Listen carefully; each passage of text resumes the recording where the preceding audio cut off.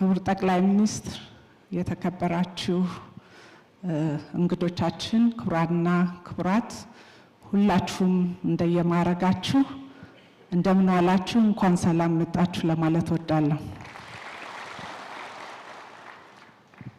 እንግዲህ መጨረሻ ማቀርበው በምክንያት ነው። ያያቻቸው አራቱ ሴክተሮችን ጨምሮ እንደዚሁም ደግሞ ከዚህ ቀደም የቀረበ የፋይናንስ ሴክተሩም የኢኮኖሚ ሴክተሩ መጨረሻው የዜጎችን ሁለንተናዊ ተጠቃሚነት እውን ማድረግ ነው። ሄዶ ሄዶ ሰው ላይ ነው የሚያርፈው።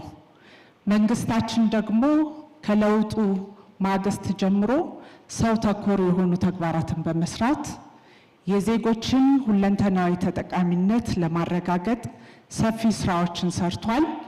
በዚህም የሴቶችና ማህበራዊ ሴክተርም ሰፋፊ ስራዎችን አልሞ እየሰራ የነበረው የዜጎችን ሁለንተናዊ ተጠቃሚነት በማረጋገጥ ማህበራዊ ጥበቃ ሰስተነብል በሆነ መንገድ በዘላቂነት የሰፈነባት የበለጸገች ኢትዮጵያን እውን ማድረግ ነው። ሴክተሩ ሴክተር ተሻጋሪ ወይም ክሮስ ሴክተራል እንደመሆኑ መጠን ከሁሉም ሴክተሮች ጋር በጋራ የሚሰራና የተሰጠውንም ተልዕኮ የሚፈጽም ነው።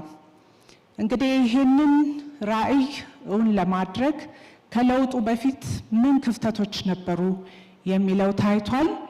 የመጀመሪያው የዜጎችን የሴቶችን፣ የህፃናትን፣ የወጣቶችን፣ የአረጋውያንን፣ የአካል ጉዳተኞችን ሁለንተናዊ ተጠቃሚነት ትኩረት ተደርጎ ያልተሰራበት እንደነበረ ማየት ይቻላል።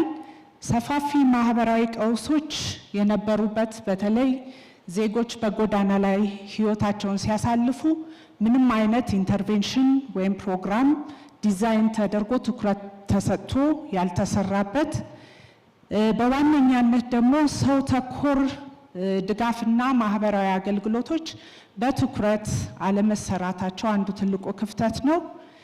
በዋነኛነት ዜጎች በተለያዩ ማህበራዊ ፕሮግራም ተጠቃሚ በሚሆኑበት ሰዓት በተለይ ከመደገፍ ወጥተው አምራች ዜጋ እንዲሆኑ ከማድረግ አንጻር ትኩረት ተሰጥቶ ያልተሰራበትና ዜጎች ሁል ጊዜ ተመጽዋች እንዲሆኑ በሚያደርግ መንገድ ያው ሁላችንም የምናውቀው የሴፍትኔት ፕሮግራም ተጠቃሚነት ላይ እጅግ ልዩ ስራዎችን በለውጡ ባይሰራ ኖሮ ትልቅ ክፍተት እንደነበረ ያየንበት፣ በመጨረሻም ሁሉም ሴክተሮች የአካቶ ትግበራን እውን ከማድረግ አኳያ ሰፊ ክፍተት ያለባቸውና እንደዚሁም ለህዝቦች ተጠቃሚነት የሚሰሩ መሆናቸውን ሲፈተሽ ተጠያቂነትም የአሰራር ስርዓት ያልተዘረጋበት መሆኑን እንመለከታለን። እነዚህን ክፍተቶች እንግዲህ ለመሙላት የተወሰዱ የመፍትሄ እርምጃዎች አሉ። የመጀመሪያው የፖሊሲና የህግ ማዕቀፎችን መመልከትና የዜጎችን ሁለንተናዊ ተጠቃሚነት በሚያረጋግጥ መንገድ መስራት ነው። ይሄንን ሰፊ የሆኑ የፖሊሲ ሪፎርሞች ተደርገዋል። ከዛ በተጨማሪ የተቋም ግንባታ ነው። የመዋቅር ሪፎርም ማድረግና በተለይ የወጣቶች፣ የሴቶች፣ የአረጋውያን፣ የአካል ጉዳተኞች የተለያዩ አደረጃጀቶች መኖራቸው ጥያቄያቸውን፣ መብታቸውን በትክክለኛው መንገድ እንዳያቀርቡ ግዴታቸውንም መወጣት እንዳይችሉ ያደረገበት ስለሆነ የተለያዩ አደረጃጀቶችን በመደገፍ ሪፎርም እንዲያደርጉና ተጠቃሚነታቸው እንዲረጋገጥ የማድረግ ስራ ተሰርቷል። በዋነኛነት ደግሞ ሰው ተኮር ሰብአዊ አገልግሎቶችን በተለይ አቅመ ደካማ ለሆኑና ለተለያዩ የማህበራዊ ችግር ተጋላጭ የሆኑ የህብረተሰብ ክፍሎችን የመደገፍ ስራን የማገዝ ስራን ባህል ከማድረግ አንጻርም ተሰርቷል። እነዚህን እውን ለማድረግ በተለይ ፖሊሲዎችን፣ የህግ ማዕቀፎችን፣ አደረጃጀቶችን ለታለመላቸው ዓላማ ለመዋልና ግባቸውን እንዲመቱ ለማድረግ ትልልቅ አገራዊ ፕሮግራሞችና ኢንቨስትመንቶችን መንግስት አድርጓል። በቢሊዮኖች የሚቆጠሩ ብሮች የሚቆጠሩ ኢንቨስትመንት በተለያዩ ፕሮግራሞች ያከናወነ ሲሆን በተለይ ደሃና ተጋላጭ የሆኑ ማህበራዊ ችግር ውስጥ ያሉ ወገኖቻችን የመልሶ ማቋቋም ስራዎችን በሰፊው ሰርተናል። የሴቶችንና የወጣቶችን አቅም በመገንባት የኢኮኖሚ ተጠቃሚነታቸው እንዲረጋገጥ የማድረግ ስራ ተሰርቷል። በተለይ ደግሞ ከወጣቶች አኳያ የስብዕና ግንባታ ላይ ትኩረት አድርገው ተሰርቷል። ቅድም እንዳልኩት የገጠርና የከተማ ሴፍትኔት ፕሮግራም ሰዎች የዲፔንደንሲ ሲንድሮም ወይም ደግሞ የተመጽዋችነት ባህል እንዳይኖር ከማድረግ አኳያ የማህበራዊ አገልግሎቶችን ትስስር በመፍጠርም በሚሊዮኖች የሚቆጠሩ ዜጎች ተጠቃሚ እንዲሆኑ ማድረግ ተችሏል። እንግዲህ ወደ ተጠቃሚነት ላይ ትኩረት አድርገን ስናይ የመጀመሪያው የሚሆነው የኢኮኖሚ ተጠቃሚነት ነው። ከወጣቶች አኳያ ከ4 ሚሊዮን በላይ የሚሆኑ ወጣቶች በዚህ በለውጥ ጊዜ ውስጥ በተዘዋዋሪ ብድር ፈንድ የወጣቶች የተዘዋዋሪ ብድር ፈንድና በመደበኛው ብድር ተጠቃሚ እንዲሆኑ ማድረግ ተችሏል። ቅድም በስራና ክህሎት ክብርት ሚኒስትር እንዳቀረቡት ደግሞ በብዙ ሚሊዮኖች የሚቆጠሩ ወጣቶች የስራ ዕድል የተፈጠረበት ሁኔታ እንመለከታለን። የቁጠባ ባህልን እንዲያዳብሩ ከማድረግ አንጻርም ከ5 ሚሊዮን በላይ የሆኑ ወጣቶች ተጠቃሚ እንዲሆኑ ማድረግ ተችሏል። ሴቶችን ስንመለከት ከ26 ሚሊዮን በላይ የሚሆኑ በቁጠባና በብድር አገልግሎት ተጠቃሚ እንዲሆኑ ማድረግ ተችሏል። በጣም የደገፈን ነገር ከቀበሌ ጀምሮ የሴቶች የልማት ህብረትን ውጤታማ በሆነ መንገድ ማደራጀታችን ተጠቃሚነታቸው በኢኮኖሚ እንዲረጋገጥ ማድረግ ተችሏል። በዚህም ከ900 ሺህ በላይ የሴቶች የልማት ህብረት ማደራጀት ችለናል። በተለይ በሌማት ትሩፋት ላይ በየትኛውም አካባቢ ሄዳችሁ ብታዩ የኢኮኖሚ ተጠቃሚነትን እያረጋገጡ ያሉ በጣም ብዙ ሴቶችን ማየት እንችላለን። ሁለተኛው ተጠቃሚነትና ተሳትፎ የምንለው የፖለቲካ ተሳትፎ ነው። በተለይ በውሳኔ ሰጭነት ላይ መምጣትን በተመለከተ ሴቶች እንግዲህ የሀገራችን 50% በላይ የሚሆነውን ቁጥር የሚሸፍኑ ናቸው። ወጣቶችን ስንመለከት ደግሞ ከ70% በላይ የሆነው የህብረተሰባችን ክፍሎች ወጣቶች ናቸው።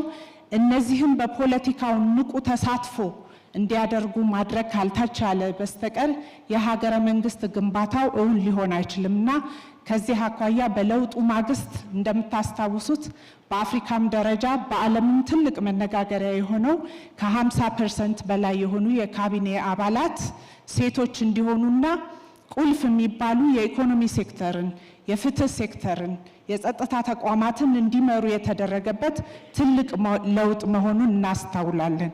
ከዚህ አንጻር በህግ አውጪው፣ በህግ ፈጻሚውም፣ በህግ ተርጓሚውም እንደምታዩት የተሻለ ነገር መፈጸም ችለናል። በወጣቶችም ኢንሲግኒፊካንት ከሚባለው ቁጥር ተነስቶ ተሳታፊ እንዲሆኑ ማድረግ ተችሏል። ከአደረጃጀት አኳያ በተለይ ወጣቶች በተበጣጠሰ መንገድ የተደራጁ ነበሩ። እንደ ሀገር ናሽናል የወጣቶች ካውንስልን መመስረት ችለናል። በ10 ክልሎችም የወጣቶች ምክር ቤት እንዲቋቋሙ ማድረግ ችለናል። ሌላው ተጠቃሚነት ሶስተኛው የማህበራዊ አገልግሎት ተጠቃሚነት ነው። ከዚህ አንጻር በተፈጥሮና በሰው ሰራሽ አደጋ ተጋላጭ የሆኑ የህብረተሰብ ክፍሎችን ከመደገፍ አንጻር ከ10 ሚሊዮን በላይ የሚሆኑ ዜጎቻችን የቀጥታ የገንዘብ ድጋፍና በአይነት ድጋፍ ተደርጎላቸው ከችግሮቻቸው እንዲወጡ ማድረግ ተችሏል። ከ600 ሺህ በላይ የሚሆኑ አካል ጉዳተኞች በተለይ የእንቅስቃሴ ችግር ያለባቸው የአካል ድጋፍ እንዲያገኙ በማድረግ የተሃድሶ አገልግሎቶችንም እንዲያገኙ በማድረግ የእንቅስቃሴ ችግራቸው ተፈቶ በኢኮኖሚ ውስጥ እንዲሳተፉ ማድረግ ተችሏል። በመጀመሪያው እንደ ክፍተት ከለውጡ በፊት ያነሳሁት በጎዳና ላይ ኑሮና አዳራቸውን ያደረጉ ዜጎች ኑሯቸውን በጎዳና ላይ ያደረጉ ዜጎችን አንስቶ የማቋቋም ፕሮግራም አልነበረን። ከለውጡ በኋላ ግን ከ145 ሺህ በላይ የሆኑ በጎዳና ህይወት የሚኖሩ የነበሩ ዜጎች ከዛ ህይወት ወጥተው መደበኛ ህይወት እንዲኖሩ ማድረግ ተችሏል። ትልቁ ነገር ደግሞ በራስ አቅም መደጋገፍና እርስ በእርስ መረዳዳት ባህልን ማጎልበት ነው። ከዚህ አንጻር በሁሉም ቀበሌያት በማህበረሰብ እንክብካቤ ጥምረት እንዲመሰረት ኮሚቴዎች እንዲመሰረት በማድረግ ከ200 ሺህ በላይ ዜጎች ወይም ደግሞ ቤተሰቦች እንዲደገፉ የማድረግ ስራ ተሰርቷል። በአይነትም በገንዘብም ከ3 ቢሊዮን በላይ የሚሆን ሀብት በማሰባሰብ ቤተሰብ ከመፍረሱ በፊት ቀድሞ ለቤተሰብ መድረስና ማህበራዊ ችግራቸውን የመፍታት ስራዎች ተሰርተዋል። ሌላው ለሀገር ብዙ ሲከፍሉ የነበሩ አረጋውያን ትላንትና ያደረጉትን ነገር መርሳት የለብንምና በእድሜ ማምሻቸው ድጋፍና አገልግሎት እንዲያገኙ በተለይ ጧሪና ቀባሪ የሌላቸውን አረጋውያን ከ700 ሺህ በላይ የሚሆኑትን እንደዚሁ ማህበራዊ ድጋፍ መስጠት ተችሏል። ሌላው ትልቁ ስራ የተሰራው በህገወጥ መንገድ ከሀገራቸው ተሰደው በተለያዩ ሀገራት እስር ቤት የሚኖሩ ዜጎችን የዜጋ ተኮር ዲፕሎማሲ መንግስት ስለሚከተል ታስታውሳላችሁ። ክቡር ጠቅላይ ሚኒስትር ለመጀመሪያ ጊዜ ወደ ሳዑዲ በሄዱበት እሳቸው በሄዱበት አውሮፕላን ዜጎችን ይዘው እንደተመለሱ እናስታውሳለን። ከዛ ጊዜ ጀምሮ በየቀኑ ሁለት ፍላይቶች በተለያዩ አገር በህገወጥ ስደት የሄዱ ዜጎቻችንን በመቀበል በጊዜያዊ መጠለያ ላይ የማህበራዊ አገልግሎትን በመስጠት ወደ ማህበረሰቡ ተቀላቅለው በሀገራቸው ሰርተው መለወጥ እንዲችሉ የተለያዩ ስልጠናዎችና የገንዘብ ድጋፎች ተደርገውላቸው ትልቅ ስራ መስራት ተችሏል። ሌላው ትልቁ ቅድም እንዳልኩት የተመጽዋችነት ወይም ደግሞ የተረጅነት መንፈስ ከመቅረፍ አኳያ በተለይ በገጠርና በከተማ ሴፍትኔት ፕሮግራም ያሉትን ድጋፍ ማግኘት ያለባቸውን ድጋፍ ማግኘት የሌለባቸው የማህበረሰብ ክፍሎችም እንደተቀላቀሉ ማየት ችለናልና እነዛን የማጥራት ስራ ተሰርቷል። ከለውጡ በፊት እንግዲህ ከ27 ሚሊዮን በላይ የሚሆኑ ዜጎች ድጋፍ ያስፈልጋቸዋል ተብሎ በአንድም በሌላም ሬጂስተርድ ነበሩ። ይሄንን ስናጠራው ግን ወደ 3 ሚሊዮን ዝቅ ማድረግ ተችሏል። ይሄ ዝም ብሎ ቁጥር መቀነስ አይደለም። በፕሮግራም ውስጥ ያሉት ተጠቃሚ ሆነው አምራች ዜጋ እንዲሆኑ የማሸጋገር ስራም በመሰራቱ ጭምር ነው። ይህንን ስንመለከት 9 ክልሎች ተጋላጭና ደሃ የሆኑ የማህበረሰብ ክፍሎችን ከመደገፍ አንጻር ትኩረት ሰጥተው ሰብአዊ ድጋፍን በራሳቸው አቅም ማሳካት ችለዋል። የሰሯቸውንም ስራዎች ስንመለከት የመጠባበቂያ ክምችትን በማድረግ የአደጋ ስጋት ምላሽ ፈንድ በማቋቋም የመጋዘን ዝግጅት በማድረግና ቅጽበታዊ አደጋዎች አገልግሎቶችን በመስጠት ነው። ይሄ እንግዲህ ዩኤስኤድ ሲፈርስ ምን ያህል የተለያዩ የአፍሪካ ሀገራት ኮምፕሌንስ ያደርጉ እንደነበር እናስታውሳለን። መንግስታችን ግን ቀድሞ ዝግጅት በማድረጉ ከተረጅነት ወደ አምራችነት የሚል ፕሮግራም ይዞ በመሄዱ ቅድመ ዝግጅቶች መደረጋቸውና በዚህ መንገድ መሰራቱ ኢትዮጵያ የራሷን ችግር በራሷ መፍታት የምትችል ሀገር እንድትሆን መደላድል ፈጥሮልናል። ሌላው ትልቁ ነገር የማህበራዊ ዋስትና ተጠቃሚነት ነው። ከዚህ አንጻር የግል ድርጅት ሰራተኞችንና የመንግስት ሰራተኞችን ስንመለከት ከፈንዱ ተጠቃሚ የነበሩ ቁጥራቸው እንዲጨምር ሆኗል። በተለይ ዝቅተኛ የጡረታ አበልን ስንመለከት ከለውጡ በፊት በጣም ጥቂት ነበረ። በግልና በመንግስት ሰራተኞችም ልዩነት ነበረው። አሁን ግን ያ አበል ከፍ እንዲልና ሁለቱም በእኩል ተጠቃሚ እንዲሆኑ ማድረግ ተችሏል። ለጾታዊ ጥቃት ተጋላጭ የሆኑ ህፃናትና ሴቶችን ስንመለከት ደግሞ የተለያዩ ማዕከላትን በመገንባት የህግ አገልግሎት እንደዚሁም የስነ ልቦና የሕክምና አገልግሎት አግኝተው ታድሰው ወደ ማህበረሰቡ የመቀላቀል ስራዎችን በሰፊው ሰርተናል። ኢትዮጵያ የሴት ልጅ ግርዛትና ያለ ዕድሜ ጋብቻን በተለይ የተለያዩ ቀበሌዎችን ነፃ ከማድረግ አኳያ የዓለም አቀፍ የስነ ህዝብ ተሸላሚም እንድትሆን ተችሏልና ይህም ትልቅ ስራ የተሰራበት ነው። አራተኛውና የመጨረሻው ትልቁ ትኩረት አድርገን የምንሰራበት የትውልድ ግንባታ ነው። ከትውልድ ግንባታ አኳያ የቀዳማይ ልጅነት ስራን ቅድም በትምህርትም በጤናም ሰምታችኋል። በማህበራዊ ጉዳይም የቀዳማይ ልጅነት ስራ ትኩረት ሰጥተን የምንሰራ ነው። ከዚህ አንጻር የመጪው ትውልድ ስነ ልቦና ላይ ሰፊ ስራዎችን ለመስራት እንዲያስችል የስብዕና ማዕከላትን ከህፃናት አኳያ መዝናኛዎችን ከመገንባት አንጻር ከ5000 በላይ የሆኑ ተቋማት ተገንብተው ብዙ ሚሊዮን የሚቆጠሩ ህፃናት ተጠቃሚ ሆነዋል። የህፃናት ማቆያዎችንም የማስፋፋት ስራዎች ተሰርተዋል።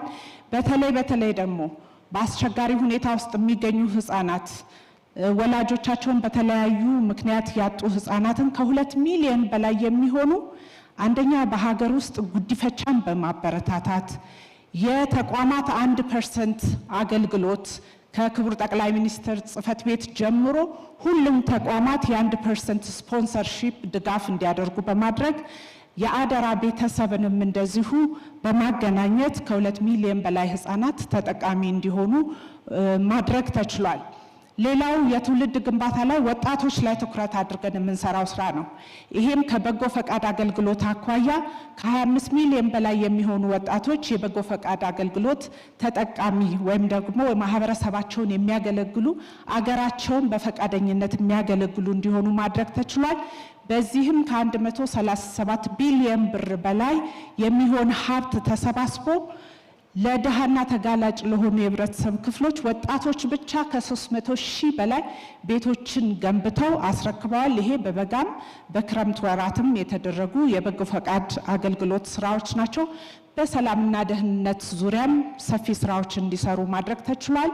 ከህፃናት ጀምሮ ደግሞ የበጎ ፈቃድ አገልግሎት ጽንሰ ሀሳብ ባህል እንዲሆን ከማድረግ አንጻር ከ5 ሚሊዮን በላይ የሚሆኑ ህፃናት ተጠቃሚ እንዲሆኑ ማድረግ ተችሏል ወይም ማህበረሰባቸውን እንዲያገለግሉ ሴቶችም እንደዚሁ ከ14 ሚሊዮን በላይ ተሳታፊ ሆነዋል። ትልቁ በህፃናት ላይ የሰራ ነው የሀገርህን እወቅ ጉብኝት ህፃናት ሀገራቸውን ማህበረሰባቸውን አውቀው እንዲያድጉና ለቀጣይ የሀገረ መንግስት ግንባታው ላይ ትልቅ አስተዋጽኦ እንደሚያደርጉ በማመን የሀገርን እወቅ ጉብኝት ላይ ከ4.5 ሚሊዮን በላይ ህፃናት እንዲሳተፉ ማድረግ ተችሏል።